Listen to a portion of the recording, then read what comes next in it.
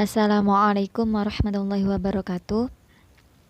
Sebelumnya perkenalkan, saya Fatimah Zahra dengan NIM T2018-7117. Saya dari kelas Matematika 3. Nah, video kali ini untuk memenuhi tugas sejarah peradaban Islam. Dan isi dari video ini, saya akan menjelaskan tentang peran Wali Songo dalam peradaban Islam. Jadi langsung saja kita simak videonya.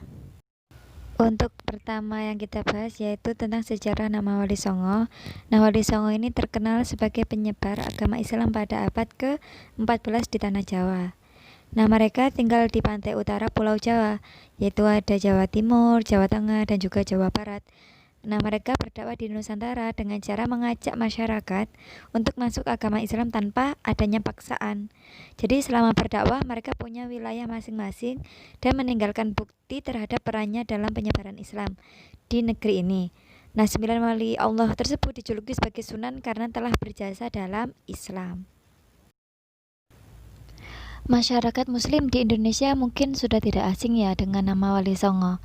Nah, wali ini memiliki arti wakil atau menurut agama Islam memiliki istilah waliullah atau walinya Allah. Jadi memiliki istilah waliullah yaitu walinya Allah atau sahabat Allah, sedangkan Songo artinya 9. Jadi kalau diartikan keseluruhan, Wali Songo itu memiliki arti 9 wali Allah. Wali Songo yang telah membawa perubahan terhadap masyarakat Jawa yang mayoritas saat itu beragama Hindu-Buddha. Masing-masing tokoh tersebut mempunyai peran yang unik dalam mengajarkan agama Islam. Dikutip dari buku Pintar seri Junior HM Iwan Gayo 2006. Selanjutnya saya akan menjelaskan sejarah singkat tentang penyebaran Islam beliau yaitu Sunan Kalijaga. Saya mengambil salah satu dari Wali Songo tersebut yaitu Sunan Kalijaga. Sunan Kalijaga ini adalah salah satu Wali Songo yang merupakan penyebar agama Islam di Tanah Jawa. Nama aslinya yaitu Raden Mas Syahid. Ini merupakan nama kecil Sunan Kalijaga yang lahir pada 1450 Masehi di Tuban, Jawa Timur. Beliau ini merupakan putra seorang Bupati Tuban yang bernama Tumenggung Wilotikto. Sunan Kalijaga adalah murid dari Sunan Bonang. Dalam menyebarkan agama Islam, cara pendekatan yang dilakukan oleh beliau dengan memakai sarana kesenian dan kebudayaan. Nah, sebelum menjadi penyebar agama Islam, Raden Mas Syahid ini saat remaja sering melakukan tindakan seperti kayak kekerasan, berkelahi, hingga juga merampok. Nah, dalam buku Sunan Kalijaga Mistik dan Ma'rifat 2013, karya Ahmad Khodim, Raden Mas Syahid ini membongkar gudang kadipaten dan mengambil makanan yang ada di dalam tersebut dan membagi-bagikannya kepada orang-orang yang memerlukannya dengan cara diam-diam. Ternyata saat diintai oleh penjaga keamanan kadipaten, Raden Mas Syahid tertangkap basah. Kemudian beliau dibawa dan dihadapkan kepada ayahnya Adipati Tumenggung Wilotikto.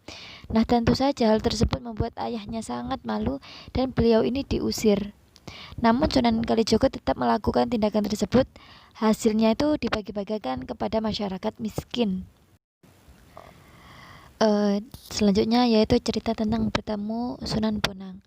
Saat berada di hutan Jatiwangi, Raden Mas Syahid bertemu dengan Sunan Bonang di begal dan merampas tongkatnya. Saat menjalankan aksinya, Sunan Bonang menasihati dan membuat Raden Mas Syahid sadar. Akhirnya sadar dan belajar dari Sunan Bonang. Ia pun kemudian menjadi murid Sunan Bonang dan menjadi salah satu wali yang menyebarkan Islam di Pulau Jawa. Sifat dan jiwa tangguh yang dimiliki oleh Raden Mas Syahid ini, Raden Mas Syahid banyak belajar ilmu dari Sunan Bonang, seperti kesenian, kebudayaan, belajar kesutraan Jawa, dan pengetahuan falak. Tidak hanya itu, tapi juga ilmu-ilmu rohaniyah dan dalam ajaran agama Islam hingga diangkat menjadi wali di Tanah Jawa. Sunan Kalijaga aktif berdakwah di Tanah Jawa setelah kembalinya dari Mekah. Selanjutnya cara berdakwahnya beliau. Sunan Kalijaga ini mengawali dakwahnya di desa Kalijogo, Cirebon. Ia mengislamkan penduduk sekitar termasuk Indramayu dan Pamanukan. Model dakwahnya beliau ini yang dilakukan Sunan Kalijaga dengan pendekatan lewat kesenian dan juga kearifan lokal. Sunan Kalijaga terlebih dahulu mempelajari watak dan budaya penduduk sekitarnya. kalau mereka adalah tatanan masyarakat yang mudah lari jika dipaksa untuk mengikuti sesuatu yang baru bagi mereka. Tetapi mereka ini lebih suka dengan kayak kesenian, keramahan, dan nilai-nilai luhur yang serupa. Dakwah Sunan Kalijaga dalam menumbuh kembangkan nilai-nilai keislaman di Jawa lebih banyak dengan menggunakan pendekatan seni dan kearifan budaya lokal. Tidak hanya itu yang dijadikan Sunan Kalijaga sebagai media dakwah, Sunan Kalijaga juga merancang pendekatan yang sesuai dengan penduduk Jawa, yaitu akulturasi budaya dengan menyisipkan nilai-nilai Islam ke dalam segi-segi budaya lokal. Ia juga menyumbangkan ide seperti perencanaan alat-alat pertanian, desain pemakaian, permainan tradisional untuk anak-anak, hingga musik gamelan. Salah satunya yaitu dengan menggunakan wayang. Beliau mengubah ceritanya diganti dengan cerita-cerita Islam. Jadi bentuk wayang juga diubah, di mana mengubah dari bentuk manusia menjadi bentuk kreasi baru yang mirip karikatur. Contohnya orang yang menghadap ke depan diukir dengan letak bahu di depan dan di belakang. Tangan wayang kulit dibuat panjang hingga menyentuh kakinya. Meski menghadap ke depan, matanya dibuat tampak utuh. Dikutip dari kompas.com, Sunan Kalijaga berperan penting dalam membentuk karakter Islam di Jawa, bahkan Nusantara yang lentur, toleran, dan penuh kearifan. Terlepas dari mitos atau legenda yang menyertai, Sunan Kalijaga telah meletakkan dasar-dasar kehidupan masyarakat yang harmonis, produktif, dan kreatif. Dari tangan Sunan Kalijaga tumbuh wajah Islam kultural, moderat, lentur, dan menyerap beragam ekspresi budaya.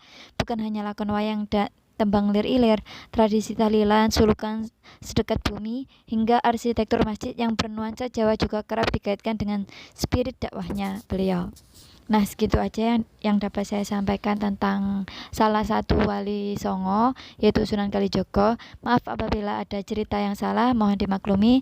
Semoga bermanfaat. Terima kasih sudah menonton. Wassalamualaikum warahmatullahi wabarakatuh.